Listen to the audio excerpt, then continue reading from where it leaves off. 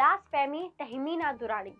किताब की भूमिका में लिखा है, जहाँ तक मेरा सवाल है, मेरे पति ने ही मेरी बेटी की हत्या की है। उसने ही मेरी बेटी से दुष्कर्म का प्रयास किया था। वह एक परजीवी था। वह लूसीफर था, जो पवित्र कुरान को कुतर रहा था। He was the monster who dragged me toward darkness every night, clutching my neck in his strong hands. He was a demon, raping the orphan. He gained his strength from sucking the weak. लेकिन उसके शीर्ष पर उसे भगवान का दूत माना जाता था। उसे ऐसा माना जाता था जो अल्लाह तक पहुंच सकता था। ऐसे भगवान का दूत जो हमें नरक तक पहुंचाने से बचा सकता था। 233 पेज की यह किताब 1998 में आई थी। फिलहाल अंग्रेजी में पेंगुइन इंडियन द्वारा प्रकाशित सन 2000 का एडिशन अमेज़न पर उपलब्ध है। करेंगे बुक पर बात, लेकिन उससे पहले अगर आपने अभी तक हमारा चैनल सब्सक्राइब नहीं किया है तो कर लीजिए और बेल आइकन को भी दबा लीजिए। मैं हूं ओशी और आप देख रहे हैं बुक बात।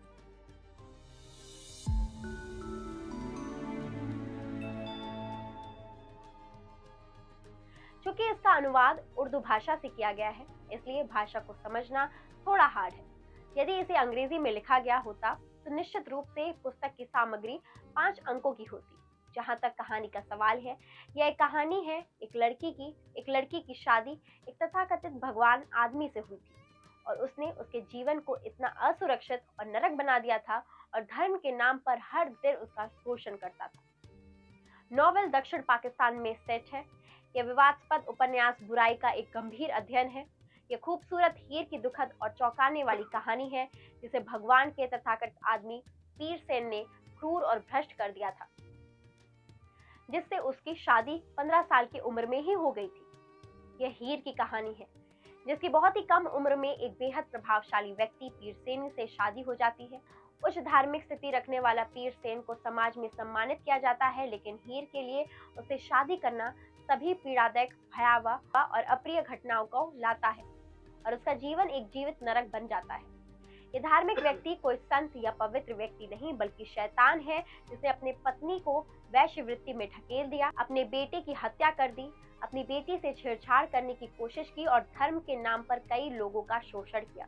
लेकिन उसके शक्तिशाली सामाजिक और धार्मिक होने के कारण किसी ने भी इसका विरोध नहीं किया।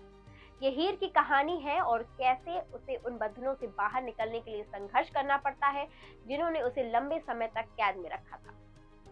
हीर किसी भी अन्य लड़की की तरह ही सपनों और महत्वाकांक्षाओं वाली थी, लेकिन अपने पिता की मृत्यु के बाद वह अपनी मां के लिए एक असहनीय बोझ बन गई, जिसे जल्द से जल्द फेंकना पड़ा। वह बस अपनी बेटी से छुटकारा पाने के लिए अवसर की प्रतीक्षा कर रही थी और बहुत समय नहीं हुआ जब उसकी मां को एक बहुत ही कुलीन और धार्मिक रूप से पवित्र परिवार की खबर मिली, जिसका भगवान से डरने वाला बेटा उसकी 15 वर्षीय बेटी से शादी करना चाहता था। यह जीवन भर का एक अवसर जैसा लगा। हालांकि हीर ने विरोध किया, लेकिन उसकी मां ने उसे बताया कि यह कैसे भगवान का आशीर्वाद था कि उसे भगवान के करीब किसी व्यक्ति का प्रस्ताव मिला, वह उसे पवित्र और अधिक ईश्वर भयभीत बनने में मदद करेगा और स्वर्ग की गारंटी देगा। इसके अलावा वे धनी थे और इससे उसके भाई बहनों के लिए कई क्षेत्र खुल जाते हैं। इसकी शुरुआत अच्छी होती है, लेकिन जैसे जैसे ये आगे बढ़ता है, यह दोहरावपूर्ण और बहुत क्रूर हो जाता है।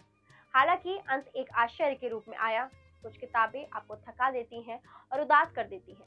ये ऐसी ही एक किताब है। हो सकता है कि जिसने कभी इतनी अकथनीय क्रूरता को सामना ना किया हो, वह इन चीजों की कल्पना तक नहीं कर पाएगा।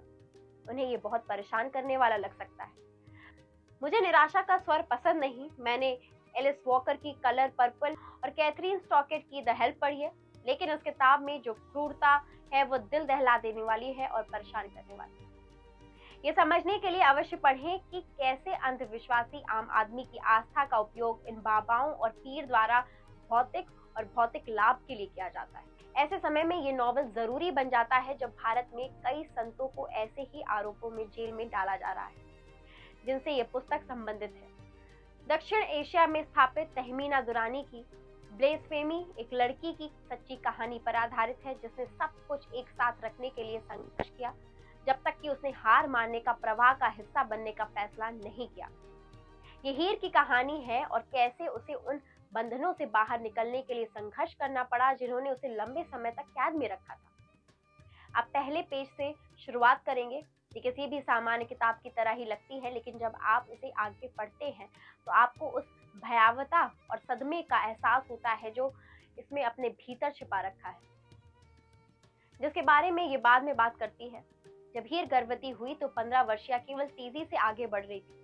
उसका मानना था कि पीर सैन की पिटाई और बिना किसी कारण के उसके प्रति दिखाई गई नफरत कम से कम खत्म हो जाएगी या कम हो जाएगी, लेकिन ऐसा कुछ नहीं हुआ।